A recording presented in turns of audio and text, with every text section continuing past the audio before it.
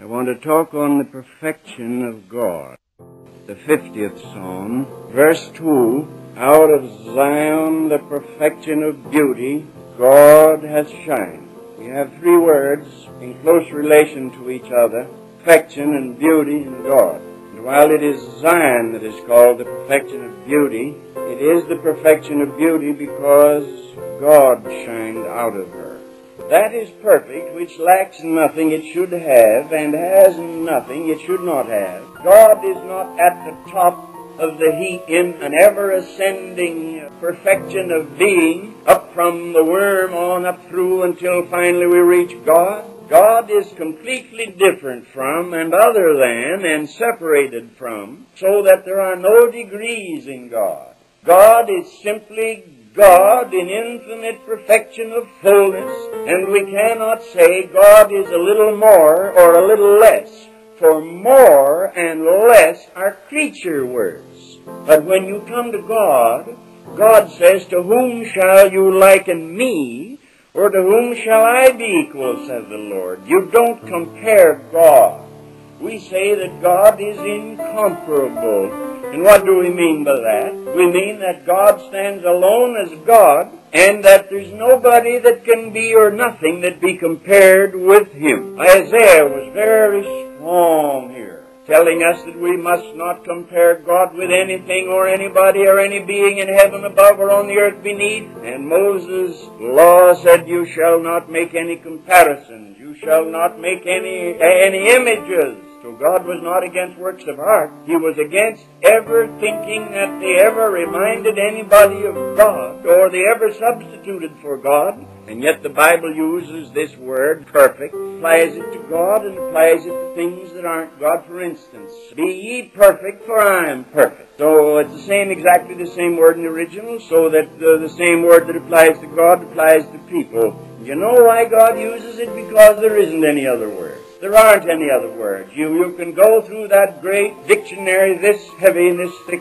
and you cannot find language that will tell what God is. We mean when we say that God is perfect, He has unqualified plenitude of whatever He has. He has unqualified plenitude of power. He also has unqualified fullness of wisdom. He has unqualified knowledge. He has unqualified holiness. When I say that a man is a perfect singer, I qualify that in my mind. When I say that God is holy, I do not qualify it. I mean it fully, completely. God is what He is, and that's it. So that God's power and being and wisdom and knowledge and holiness and goodness and justice and mercy and love and grace, these are in shining in full uncreated perfection. They are called the beauty of the Lord our God. David said, "One thing have I desired of the Lord, that will I seek after, that I may dwell in the house of the Lord all the days of my life, to behold the beauty of the Lord and to inquire in His temple." All things as they move toward God are beautiful, and they are ugly as they move away from Him. You see, heaven is this a place of supreme beauty.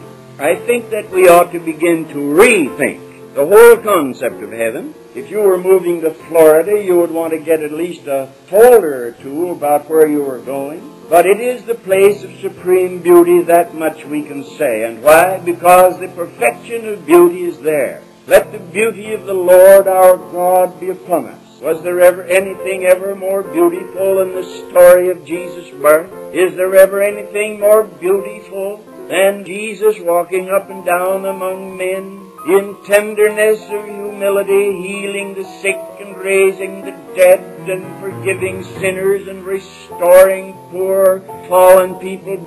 Anything more wonderful than His going out to the cross to die for those who were crucifying Him?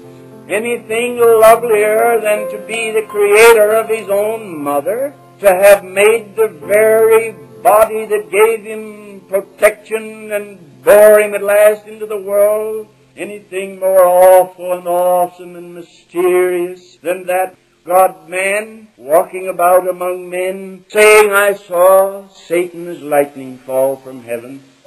For before the world was I am, and the Son of Man is in the bosom of the Father. That is why, apart from the commercialism, Christmas is such a beautiful thing. And that is why Easter is so beautiful. And it's not the beauty of color. It's not the external beauty that is beautiful, but it is the internal beauty. You're being bombarded constantly by advertisers who are trying to make us believe that the gadgets they manufacture are worthy of our attention. You want to go someplace, you need a car, get one, but don't imagine it's wonderful. Don't imagine anything is wonderful. Only He can engage and excite the wonder of angels and seraphim and cherubim and archangels and all beings and creatures. Only He. Take all my mortal interests and let them die and give me only God.